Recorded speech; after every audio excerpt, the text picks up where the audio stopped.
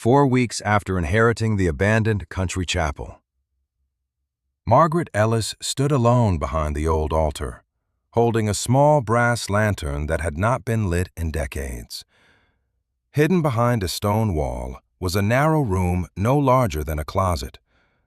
There was no gold, no family fortune, no priceless artifacts. Only a wooden table covered with hundreds of sealed letters, each written by someone who believed no one else would ever hear their deepest fears. At the center of the room rested a single envelope with Margaret's name written across the front. She stared at it in silence. Her hands trembled as she broke the faded wax seal. The first sentence stole the air from her lungs. Margaret, if you're reading this, then life has broken your heart exactly as I knew it someday would. She froze. Her aunt had died nearly 15 years earlier. How could she have known? Why had she left an abandoned chapel to the niece everyone assumed she barely knew? And why had someone gone to such extraordinary lengths to hide an entire prayer room behind the altar? Before Margaret discovered the answer that would change not only her own life, but the lives of an entire town. We have to go back to the afternoon she lost everything she thought she could never replace. Margaret Ellis sat quietly inside her attorney's office, staring at the final page she was expected to sign. 35 years of marriage had been reduced to a neat stack of legal documents resting on polished wood. Her wedding ring lay beside the papers, catching the afternoon light one last time before she slid it across the desk. Neither she nor her former husband argued anymore. They had exhausted every painful conversation months earlier. When the judge finalized the divorce that morning, there had been no shouting, no dramatic farewell, only silence. The family home would belong to him. Most of their savings had already been divided. Margaret left the courthouse with an aging sedan, 2 suitcases filled with clothes, a few family photographs, and the quiet realization that at 59 years old, she no longer knew where she belonged. She drove without any particular destination until her phone rang. It was her attorney asking her to return, assuming she had forgotten another signature. Margaret turned the car around. Instead, the attorney greeted her with a puzzled expression and handed her a sealed envelope. "This arrived while you were gone," he explained. "It's regarding the estate of your Aunt Eleanor." Margaret blinked in surprise. "My aunt?" She had not seen Eleanor Brooks in nearly 15 years. As children, they had once spent summers together in the countryside, but life, work, and distance had slowly separated them. Margaret had received news of her aunt's passing only a few weeks earlier and assumed there had been nothing to inherit. The attorney opened the envelope and reviewed the documents. "Your aunt owned very little," he said. "No investment accounts, no significant savings." Margaret offered a faint smile. "That sounds like Eleanor." He nodded before sliding a single property deed across the desk. "She did, however, leave you one piece of real estate." Margaret lowered her eyes to the document. The words surprised her. St. Anne's Country Chapel. "A chapel?" she asked quietly. "An abandoned one," the attorney replied. "It's been closed for decades. According to the county assessment, the building has little commercial value." Margaret almost laughed. After losing nearly everything during the divorce, the only thing life had chosen to give back was an abandoned chapel she barely remembered. "Did she leave any explanation?" she asked. The attorney shook his head. "Only that ownership was to transfer directly to you." Margaret folded the deed and slipped it into her purse. There was little reason to refuse it. Even if she eventually sold the property, perhaps it would provide enough money to cover a few months of rent while she figured out what came next. The following morning, she drove into the countryside, using faded directions printed on the back of the deed. The road narrowed into cracked pavement lined with towering oak trees whose branches stretched overhead like an aging tunnel. After nearly 40 minutes, she rounded a bend and finally saw the chapel standing alone on a gentle hill. Time had not been kind to it. The stone walls remained standing, but ivy climbed across one side of the building. Several stained glass windows had shattered, and patches of the slate roof had collapsed inward. Wildflowers covered what had once been a carefully maintained churchyard. Margaret parked beneath an old maple tree and stepped out slowly. For a moment, she simply looked at the building.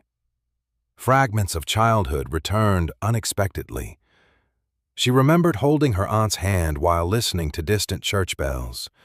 She remembered picnics beneath the trees and candles glowing softly during evening services.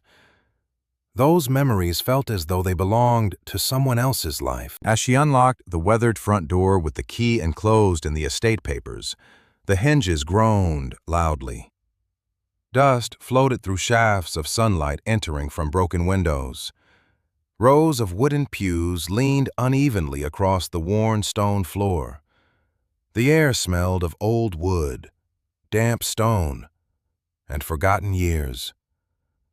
Margaret walked slowly toward the altar, running her fingertips along the backs of the pews as if greeting old friends she could no longer recognize. Despite its neglect, the chapel still carried a quiet sense of peace. It reminded her strangely of herself aged, overlooked, and left behind after years of faithful service. Outside, the sound of a passing pickup truck drifted through the open doorway. A local farmer slowed long enough to glance toward the chapel before shaking his head with a sympathetic smile. "You're the new owner," he called. Margaret nodded. "Inherited it yesterday." The man chuckled kindly rather than cruelly. "Most folks would have turned it down." Another passerby added with a laugh, "That old place has been waiting to fall down for years." Margaret smiled politely, but said nothing. She waited until the road grew quiet again before continuing her slow walk through the sanctuary. Near the altar, she noticed something unusual. Most of the chapel's stonework showed the rough texture of age, but one section directly behind the altar appeared noticeably different. The mortar looked smoother, cleaner, and slightly lighter than the surrounding walls, as though someone had rebuilt only that portion many years after the rest of the chapel had been completed. Curious. Margaret stepped closer and gently rested her hand against the newer bricks. Whatever had happened there, it had not happened by accident. The next morning, Margaret returned to St. Anne's, carrying a thermos of coffee, a pair of work gloves, and a small box of cleaning supplies she had found in the trunk of her car. She no longer believed she would be able to sell the chapel quickly. The building was in worse condition than she had first imagined, but sitting alone in the empty apartment she had rented after the divorce had felt even heavier than spending a day among broken pews and cracked stone walls. At least here there was work to do. She unlocked the front door, pushed it open, and breathed in the cool morning air drifting through the shattered, stained glass windows. Dust shimmered in the sunlight as she began sweeping years of leaves and dirt from the center aisle. The work was slow. Every few minutes, she stopped to move a fallen branch or stack another pile of damaged hymnals that had been scattered across the floor by rain and wind. By midday, she had uncovered the original stone walkway leading to the altar. It was exhausting, but with every bucket of debris carried outside, the chapel seemed to remember a little more of what it once had been. While Margaret struggled to lift a broken section of roof timber near the entrance, she heard the sound of tires on gravel. A pickup truck stopped beside the chapel, and a man climbed out carrying a tool belt over one shoulder. "Need a hand?" he called. Margaret smiled politely. "Only if you're volunteering." He laughed. "Depends how heavy it is." He introduced himself as Ethan Miller, a local contractor who lived on a neighboring farm. "People noticed someone was working up here again," he explained. "Figured I'd see who was brave enough." Together they carried the damaged timber outside. Ethan walked slowly around the chapel, studying the roof and walls with an experienced eye. "The stone foundation's still solid," he said. "The roof needs work, but the building isn't beyond saving." Margaret looked surprised. "Really? I've seen much worse." He pointed toward one corner where sunlight poured through missing slates. "If I can spare a few leftover materials from another project, we can at least stop more water from getting inside." Margaret hesitated. "I don't have much money." Ethan shrugged. "Didn't ask for any." His easy kindness reminded her that not everyone measured value in dollars. Before leaving, he promised to return later in the week with spare lumber and roofing supplies. After lunch, Margaret drove into town to thank him by buying coffee, but instead found herself stopping at the small public library. She remembered someone mentioning that the local historian often volunteered there. Inside, shelves filled with local history lined one wall, and behind the front desk sat a silver-haired woman arranging returned books. "Can I help you?" she asked warmly. Margaret introduced herself and mentioned that she had inherited Street Anne's Chapel from her Aunt Eleanor. The woman's eyes brightened with recognition. "I'm Helen Brooks," she said. "Your aunt and I were close friends for many years." Margaret smiled sadly. "I wish we'd stayed closer." Helen nodded with understanding. "Eleanor spoke of you often." That surprised Margaret. She had assumed her aunt barely remembered her after so many years apart. Helen led her to a small reading table and placed an old photograph in front of her. It showed the chapel decades earlier, surrounded by flowering gardens and filled with smiling parishioners. Standing beside the entrance were Eleanor Brooks and Father Thomas O'Connor. "Father Thomas served here until the chapel closed," Helen explained. "He believed every person who walked through those doors deserved to leave with a little more hope than they brought in." Margaret studied the faces in the photograph. "Why did the chapel close?" "Time," Helen answered softly. "Families moved away. The congregation grew smaller every year. After Father Thomas passed, Eleanor cared for the building as long as she could." Margaret thanked her before returning to the chapel late that afternoon. The old photograph remained fresh in her mind as she continued cleaning near the altar. While sweeping behind it, she noticed faint scrape marks crossing the stone floor. Kneeling, she brushed away layers of dust until the lines became clearer. They seemed to lead directly toward the newer section of wall she had noticed the previous day. Curious. She searched the surrounding area more carefully. Tucked beneath the lowest shelf beside the altar, hidden behind several water-damaged hymn books, rested a small iron key wrapped in faded cloth. She slipped it into her pocket and spent the next hour trying every visible lock inside the chapel. The vestry door was already open.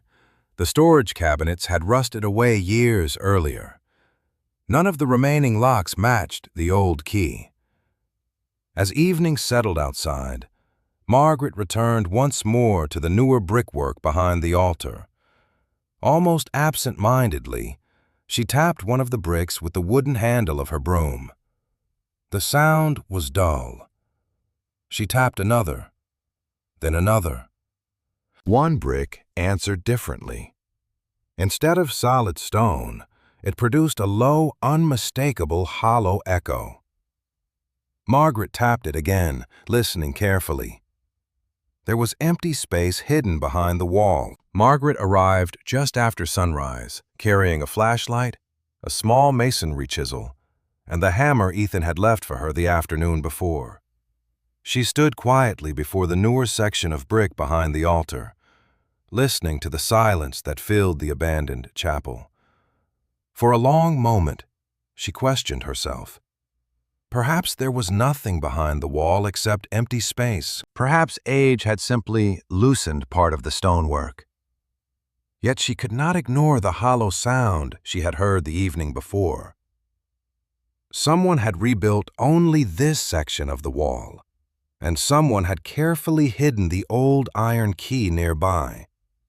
Those details refused to feel like coincidence. She knelt before the wall and examined the mortar more closely.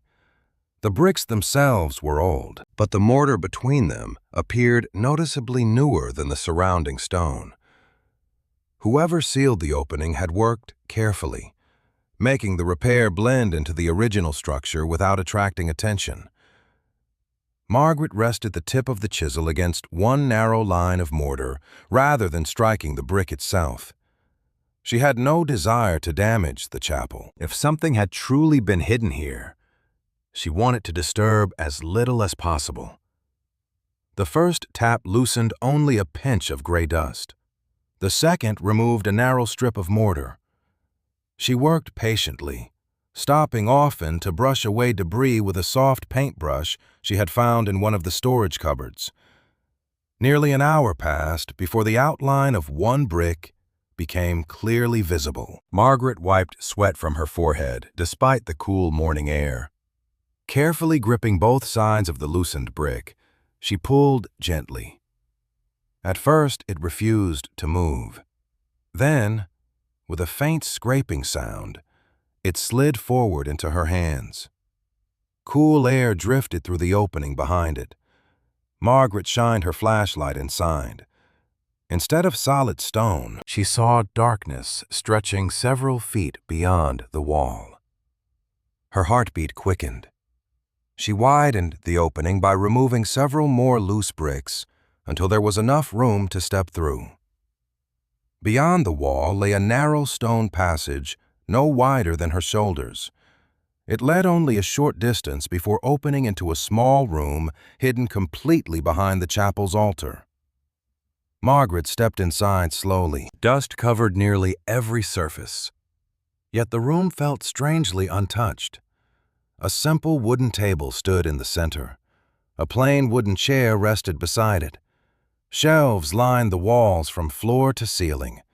Hundreds of neatly stacked envelopes filled the shelves, each tied with faded ribbon and labeled only with dates. A worn journal lay beside them. There were no valuables anywhere, no hidden fortune, no elaborate decorations. The room carried only an overwhelming sense of quiet. Margaret slowly turned in place, absorbing what she had found. She realized she was standing inside a prayer room deliberately concealed from the rest of the chapel. A single wooden cross hung on the far wall above the table. Beneath it rested a brass candle holder that still contained the remains of a candle burned long ago. Everything appeared carefully arranged, as though the last person to leave had expected someone else to arrive eventually. Margaret approached the table.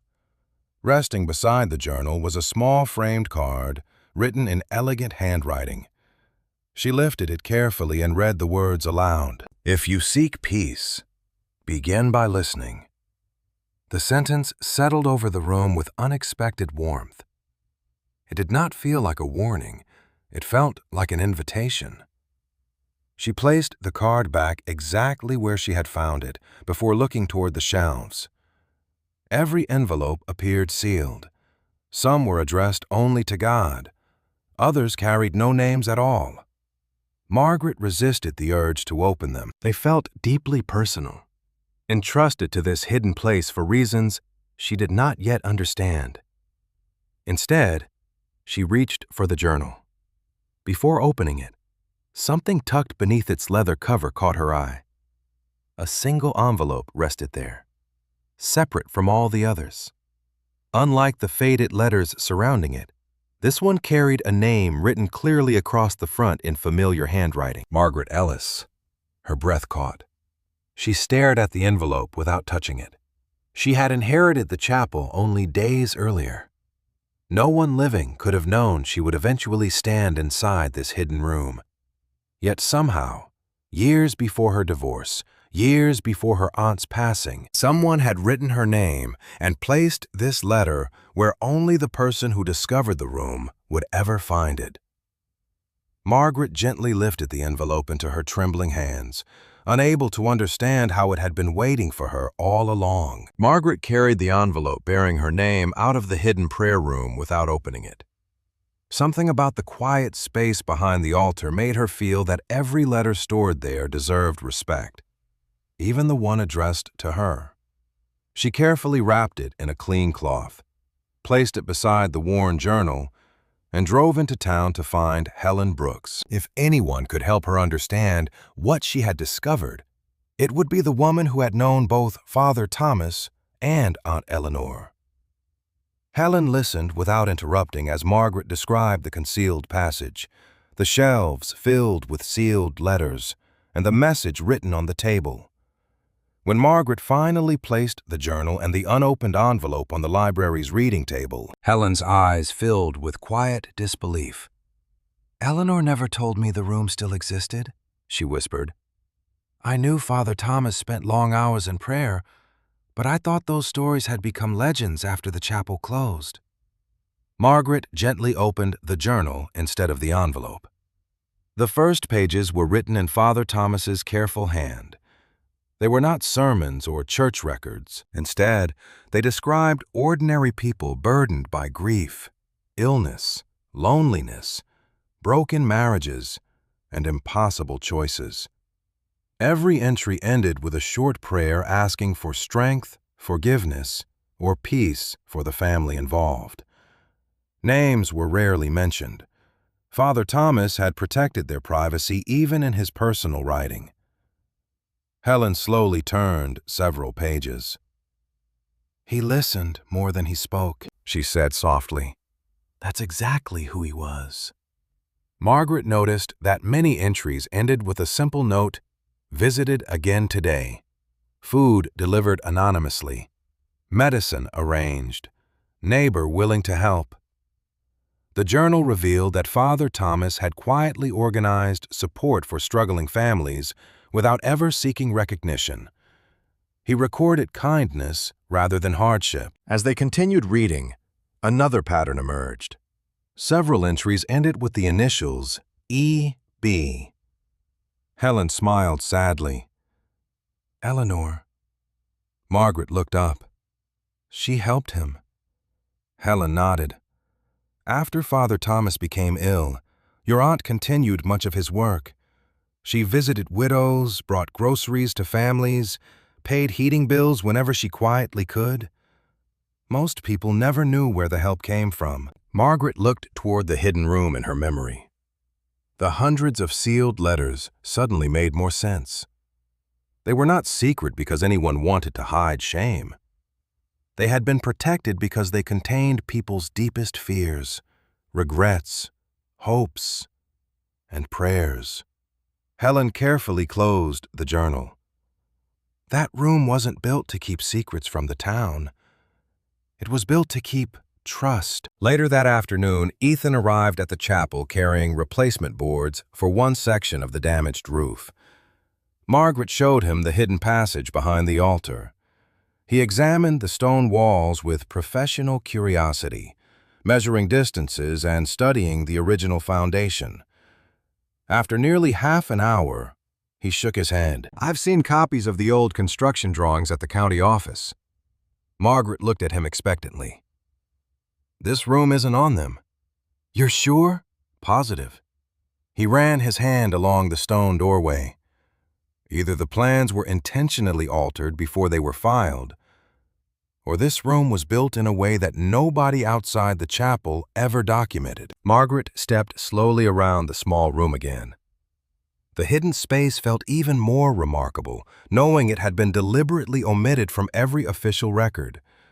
She paused beside the shelves of letters once more. None had been disturbed for years. Every envelope remained exactly where Father Thomas or Aunt Eleanor had left it. As she reached toward the journal to return it to the table, she noticed another envelope tucked beneath it. Unlike the one addressed to her, this one carried only a single handwritten instruction across the front. Open only when you believe your life is over. Margaret stared silently at the words. Only a few weeks earlier, sitting outside the courthouse after her divorce, she would have believed those words described her perfectly. Now, standing inside a hidden room built to preserve hope, she slowly picked up the envelope, wondering why Father Thomas had written those particular words for someone he could never have known would one day need them. The following morning, Margaret carried the unopened envelope into the hidden prayer room and sat quietly at the small wooden table beneath the cross. Sunlight slipped through a narrow ventilation opening high in the stone wall, filling the room with a soft glow. For several minutes, she simply held the envelope in her hands. The words written across the front echoed in her mind. Open only when you believe your life is over. Only a month earlier, she would have opened it without hesitation. After the divorce, she had convinced herself that the most meaningful years of her life were behind her. She had lost the home where she had raised her children, the routines that had shaped 3 decades, and the future she once believed was certain. Now, surrounded by letters left behind by people who had carried burdens of their own, she slowly broke the brittle seal. Inside rested several neatly folded pages written in Father Thomas's careful handwriting. The first sentence immediately caught her attention. If these words have found you, then sorrow has probably convinced you that your story has already ended. It has not. Margaret felt her throat tighten. She continued reading. Father Thomas wrote that many people entered the chapel believing they had nothing left to offer the world. Widows who believed they had lost their purpose. Fathers ashamed of mistakes they could not undo. Mothers overwhelmed by grief. Men and women who believed one painful chapter had erased every good thing that came before it. He explained that the hidden prayer room had never been created to hide people from judgment. It existed so broken hearts could be heard without fear. Every letter placed upon its shelves represented trust freely given. Every prayer remained private because hope often begins in silence. Margaret lowered the pages for a moment, taking a slow breath. She had spent weeks replaying every mistake that had led to the end of her marriage, quietly wondering whether she had somehow failed without realizing it. Yet Father Thomas's words did not ask who had been right or wrong. They simply reminded the reader that suffering did not erase dignity. She resumed reading. Later pages described how Father Thomas gradually became too ill to continue visiting families throughout the countryside. Rather than allowing the work to end, Eleanor Brooks quietly offered to continue it. She delivered meals without revealing who paid for them. She carried handwritten prayers to people recovering in hospitals. She visited lonely neighbors who rarely received guests. Whenever someone placed a private letter inside the hidden room asking for guidance, Eleanor read it only when permission had been given and answered with quiet acts of kindness instead of speeches. Margaret smiled through tears. It sounded exactly like the aunt she remembered from childhood, gentle enough to comfort frightened animals and patient enough to listen without interrupting. Near the end of the letter, Father Thomas wrote one final reflection. The greatest ministry is not standing before crowds. It is quietly reminding one hurting person that they have not been forgotten. Margaret carefully folded the pages and rested them beside the journal. She suddenly understood why Eleanor had never spoken publicly about the prayer room. The work had never been about recognition. It had always been about compassion offered without expectation of reward. As she organized the papers, another folded document slipped from inside the letter. It contained a handwritten list of names with current addresses carefully updated in Eleanor's familiar handwriting over many years. Beside each name appeared brief notes such as, "Doing well now," "Still visits every Christmas," or "Needs encouragement after losing her husband." Margaret realized these were not people asking for charity anymore. They were individuals whose lives had once been touched by the chapel and who still remained part of its quiet story. Later that afternoon, she carried the list to Helen and Ethan. Helen recognized several names immediately. "Most of these people still live nearby," she said. "Some I've known for decades." Ethan studied the list thoughtfully. "If Father Thomas and your aunt spent so many years helping them, maybe they'll remember things we've never heard." Before Margaret could respond, footsteps echoed through the sanctuary above. An elderly man entered through the open front doors and removed his hat respectfully. Helen greeted him with quiet familiarity. Richard Dawson. Margaret recognized the name from local conversations.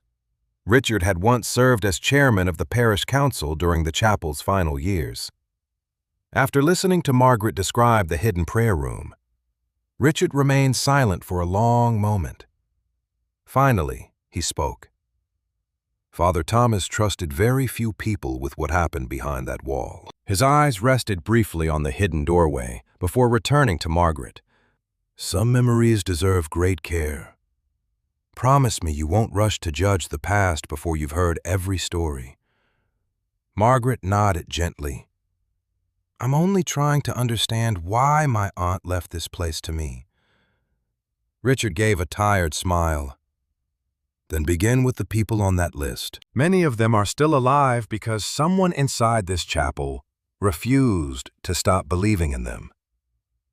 After Richard quietly left, Margaret looked once more at Eleanor's carefully updated list. Each name represented another life connected to the hidden room, another story waiting patiently to be heard. Margaret spent the next several days visiting the names on Eleanor's handwritten list.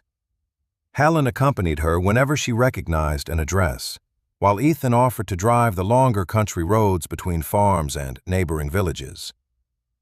Their first stop was the modest home of Clara Whitmore, an 82-year-old widow whose garden overflowed with roses despite the early autumn chill. Clara welcomed them warmly after Helen explained why they had come.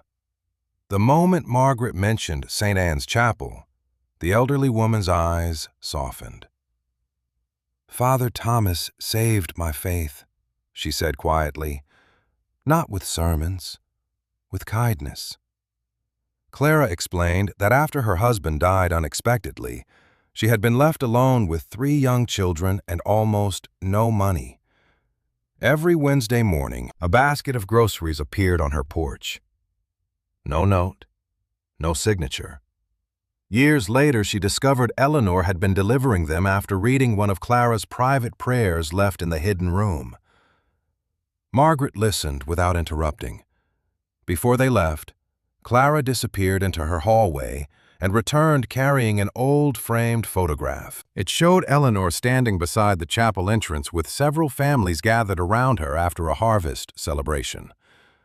Margaret smiled at the familiar face she had not seen in so many years. "She never wanted anyone to know she helped," Clara said. "She believed gratitude belonged to God, not to her." Their next visit took them to Samuel Harris, a retired school principal living several miles farther into the countryside.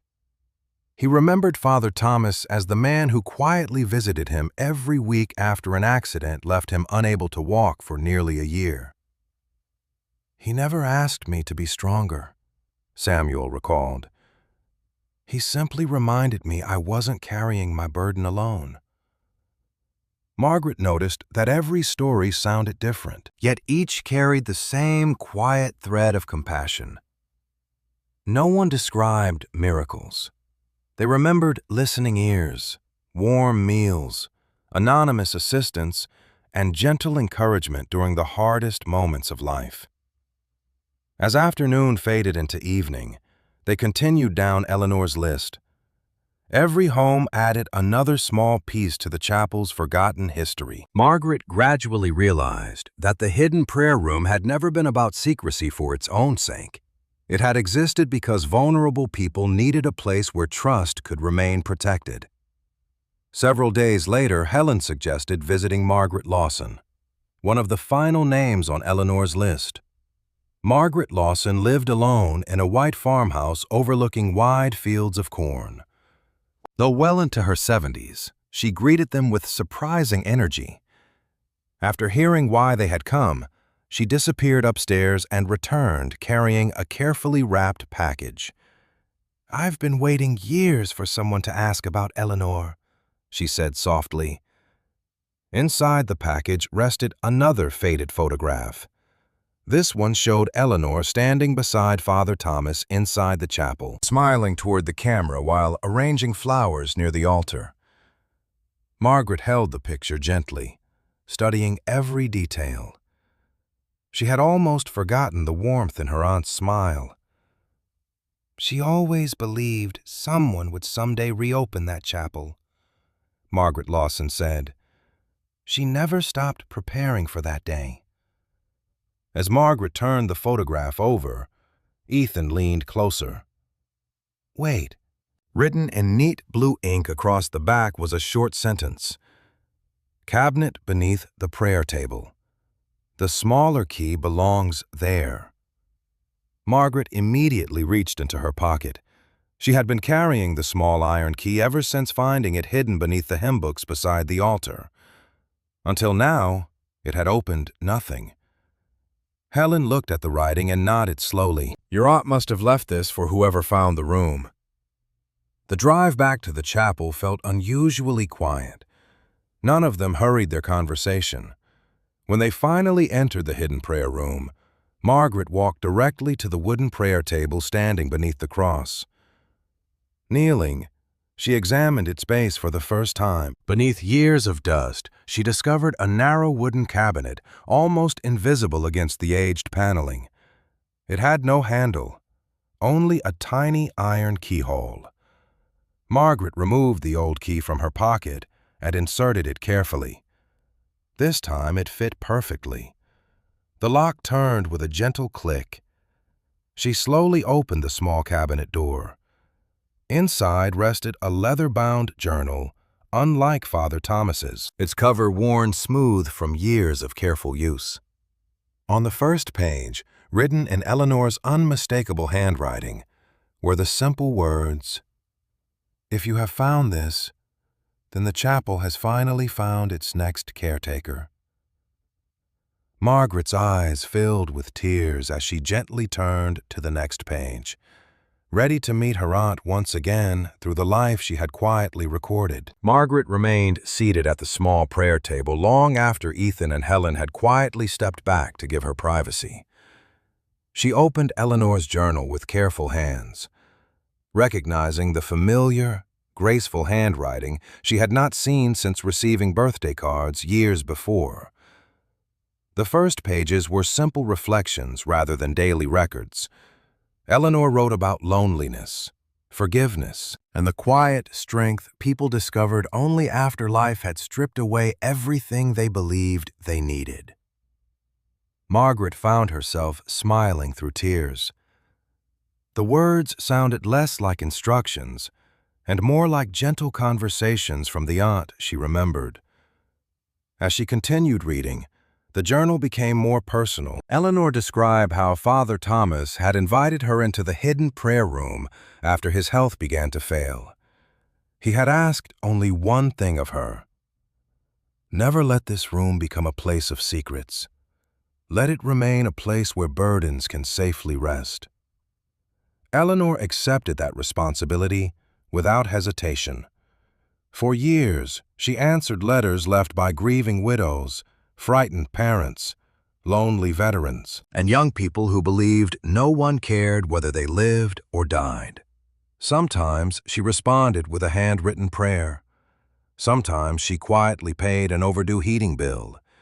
Sometimes she simply sat beside someone during the hardest day of their life. She never recorded names unless absolutely necessary. Instead, she wrote about hope returning little by little, often in ways no one else noticed. Margaret paused often, overwhelmed by how much compassion her aunt had quietly carried without recognition. Near the middle of the journal, Eleanor wrote about Margaret herself. "My dear niece has always believed she must be strong for everyone else. One day life may ask more of her than strength alone can provide. If that day comes, I pray this chapel reminds her that broken hearts are not failed hearts." Margaret lowered the journal and covered her eyes. Since the divorce, she had measured herself only by what she had lost. Reading those words, she realized her aunt had seen something different in her all along. A gentle knock echoed from the entrance of the hidden room. Richard Dawson stood quietly in the doorway, removing his cap before stepping inside. His eyes rested on Eleanor's journal. "So you found it," he said softly. Margaret nodded. "She wrote about this place for years." Richard smiled sadly. "She protected it even longer." He accepted Margaret's invitation to sit at the prayer table. For several moments, he simply looked around the small room before speaking again. "When Father Thomas became ill, a few of us knew he was worried the work would disappear after he was gone. Eleanor promised him it wouldn't." Richard folded his hands together. "I helped repair this room once, after a storm damaged part of the roof. Father Thomas made me promise never to speak about it unless the right person eventually found it." Margaret looked at him with quiet curiosity. "Why keep it hidden?" Richard sighed. "Because people trusted this room with the parts of their lives they couldn't share anywhere else. Father Thomas believed privacy was part of compassion." He lowered his eyes. "Over the years, I wondered whether we had done the right thing by remaining silent." Now, I think Eleanor knew silence would only matter until someone kind enough arrived to continue the work. Margaret reached across the table and gently rested her hand on his. "You kept your promise." Richard nodded, his eyes growing moist. "But I also carried guilt. I watched the chapel slowly fade, and I convinced myself preserving memories was enough. I should have done more." Margaret thought of Father Thomas's journal and the countless passages about forgiveness. "You came back today," she said quietly. "That matters." Richard smiled faintly. "You're kinder than I deserve." "Maybe," Margaret replied softly. "That's exactly what this room was built to teach." Richard looked around the hidden chapel one last time before quietly standing to leave. "There's one more thing," he said at the doorway. Near the end of Eleanor's journal, she mentioned leaving one final box. She wrote that everything important had already been explained before anyone reached it. After Richard departed, Margaret turned toward the final pages of the journal. Eleanor's last entries described preparing the chapel for the day someone else would discover it. The final paragraph ended with a single sentence. "When you have learned that compassion is worth more than recognition, you are ready to open the last box." Margaret slowly closed the journal.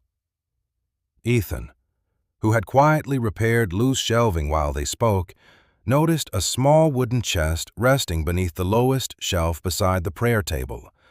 Unlike the journals and letters, it bore no label. Only a simple brass clasp held it closed.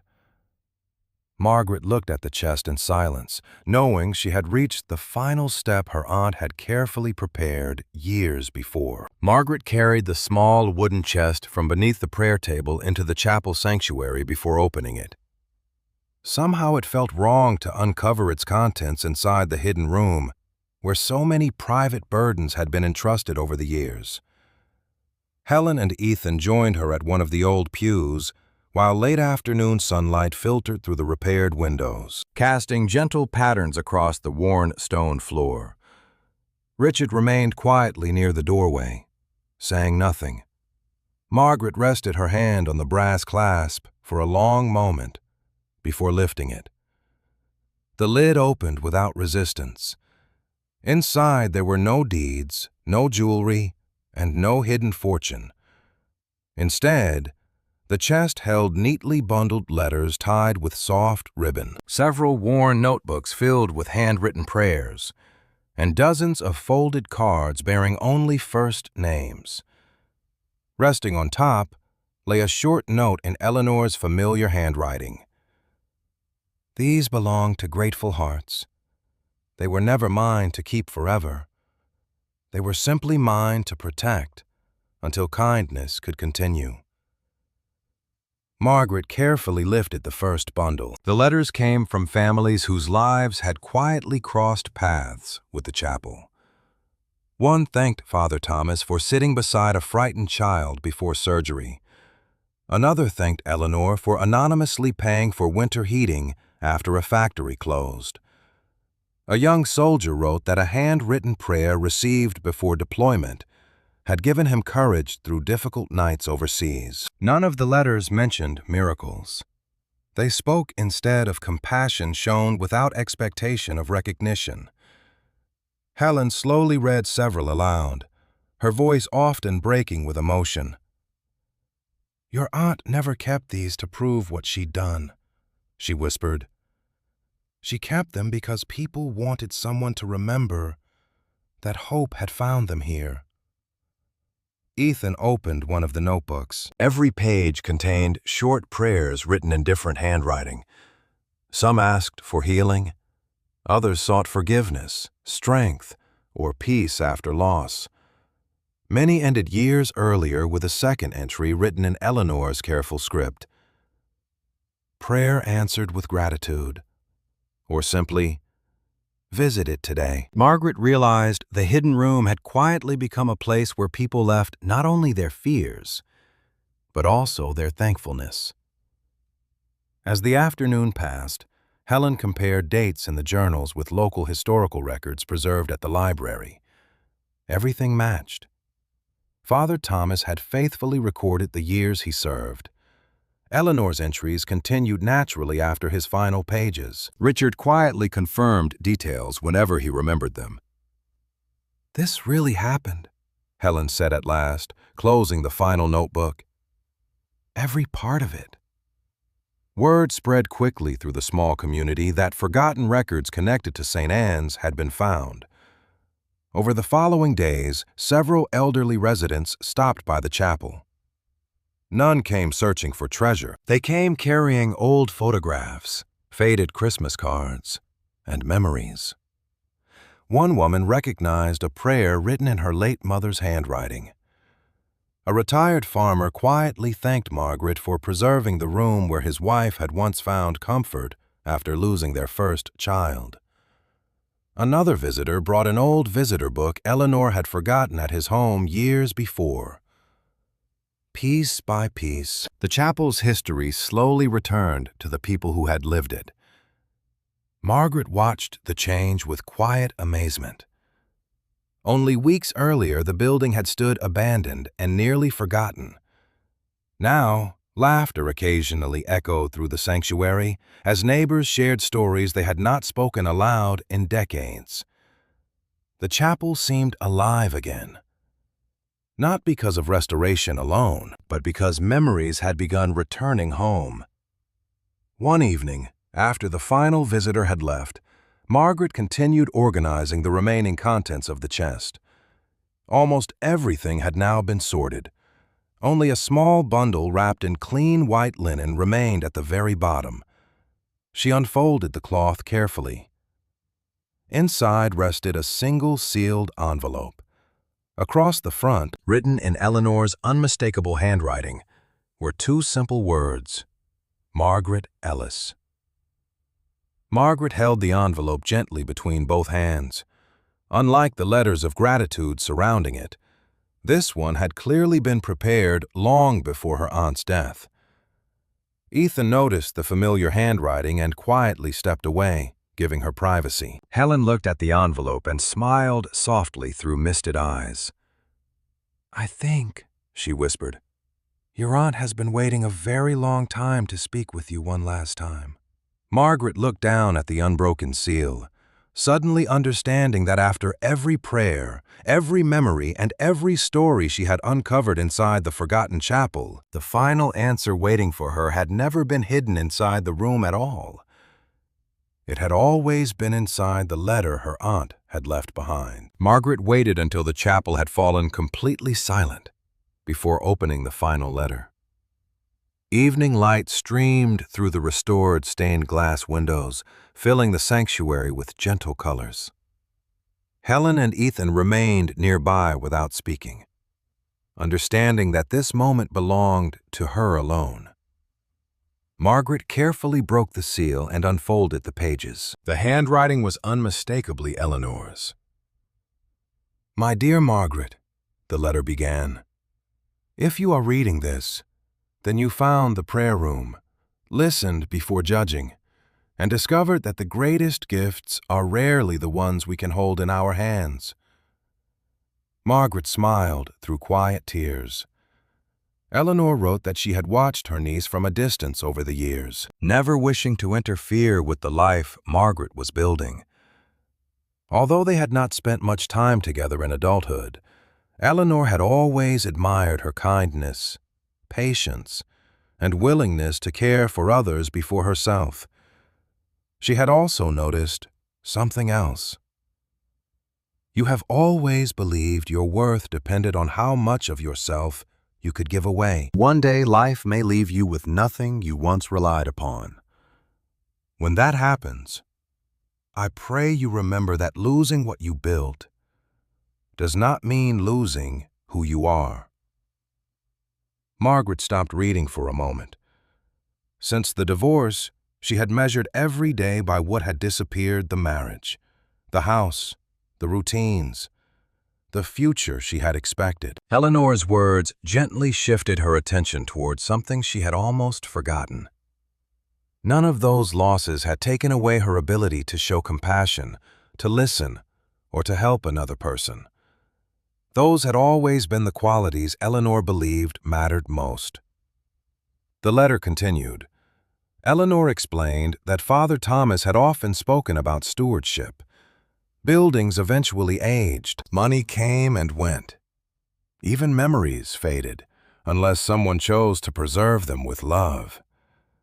That was why she had never planned to leave the chapel to the wealthiest relative or to the church itself. She wanted it to belong to someone who understood pain well enough to recognize it in others without being asked. "I knew you would someday arrive here carrying your own broken heart," Eleanor wrote, "not because I could predict your future, but because every life eventually meets sorrow. What matters is what we choose to do after it arrives." Tears rolled quietly down Margaret's face. For the first time since signing the divorce papers, she no longer felt defined by what had ended. Instead, she saw herself as someone standing at the beginning of a different chapter. Eleanor ended the letter with one final request. "Please do not turn this chapel into a monument to Father Thomas or to me. Let it remain what it has always been, a place where weary people remember they are not alone." Margaret carefully folded the letter and placed it beside the journals. Helen gently embraced her without saying a word. Ethan quietly smiled, recognizing that something inside Margaret had changed. Over the following week, Margaret and Helen continued organizing the journals, letters, and prayers into archival boxes, while Ethan repaired the final damaged section of the roof. Richard visited often, sharing additional memories that helped identify dates and families connected to the chapel's quiet ministry. Several residents returned to donate photographs, visitor books, and handwritten memories that completed pieces of the chapel's history. Then, on a cool Monday morning, Richard arrived carrying an official envelope from the county offices. His expression was troubled before he even spoke. "I'm afraid the council has made a decision."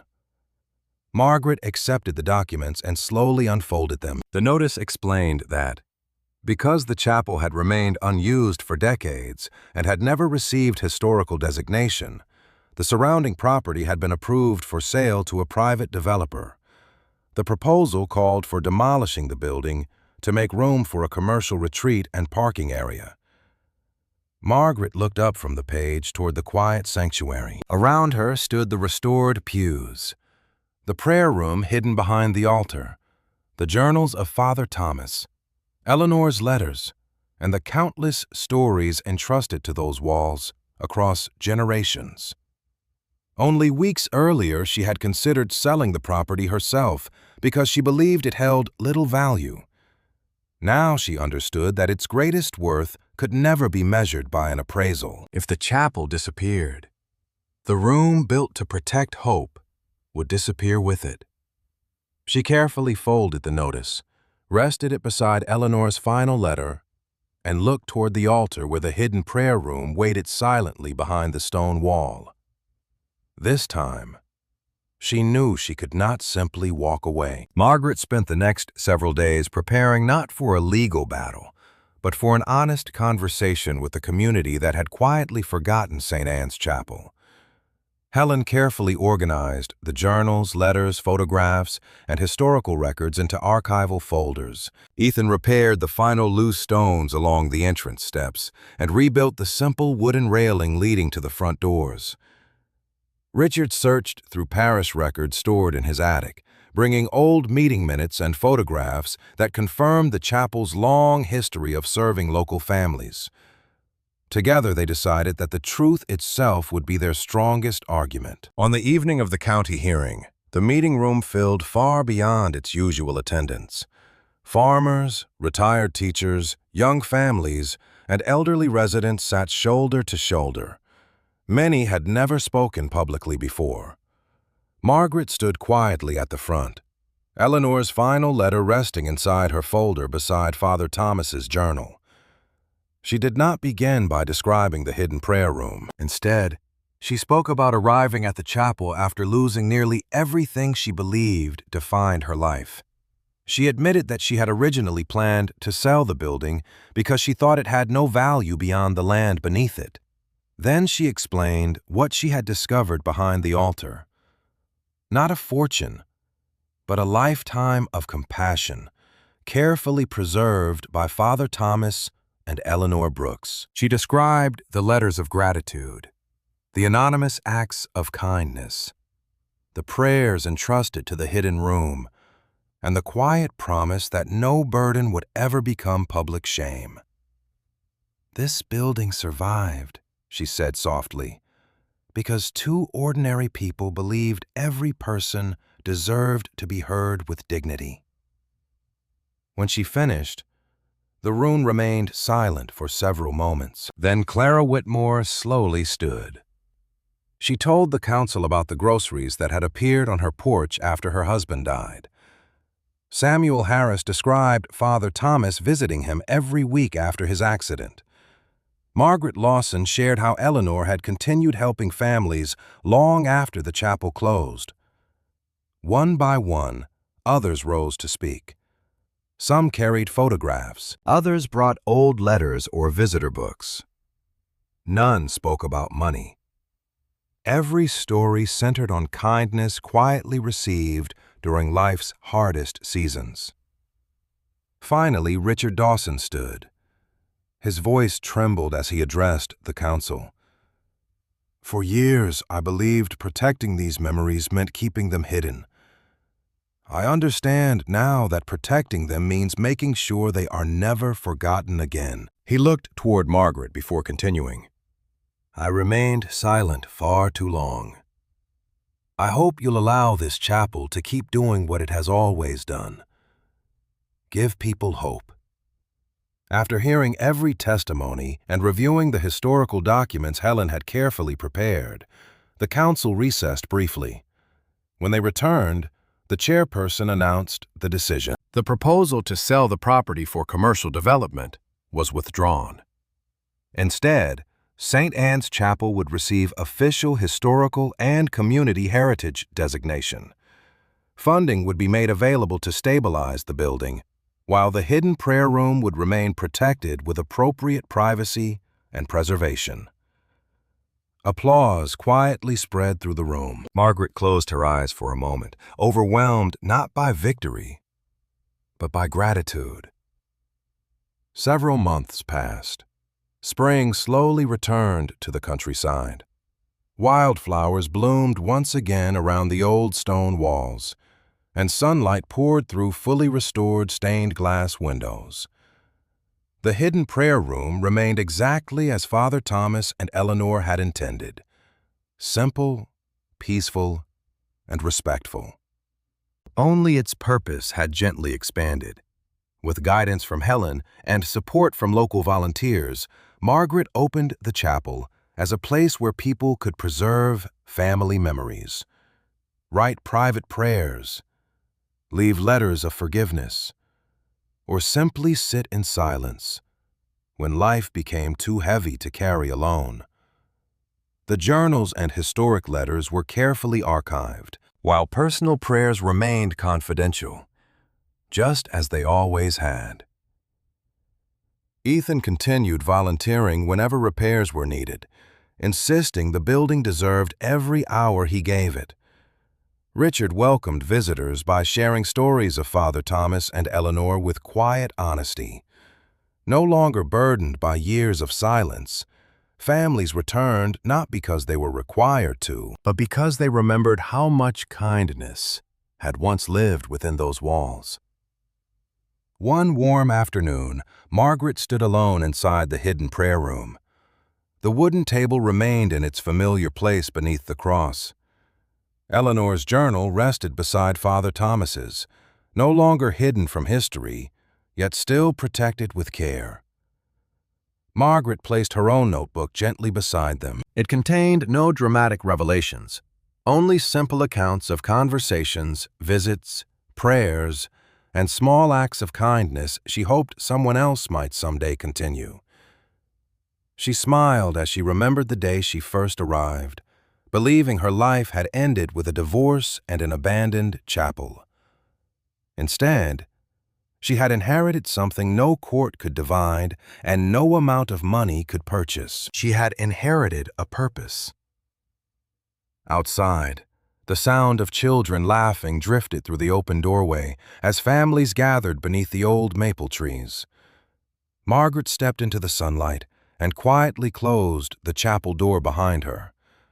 Not to keep people out, but to preserve the peace waiting inside for whoever might need it next. The forgotten chapel had become a place of hope once more, and in helping restore it, Margaret discovered that the greatest inheritance is never a building or a possession. It is the chance to remind another human being that they are seen, they are heard, and they are never truly alone.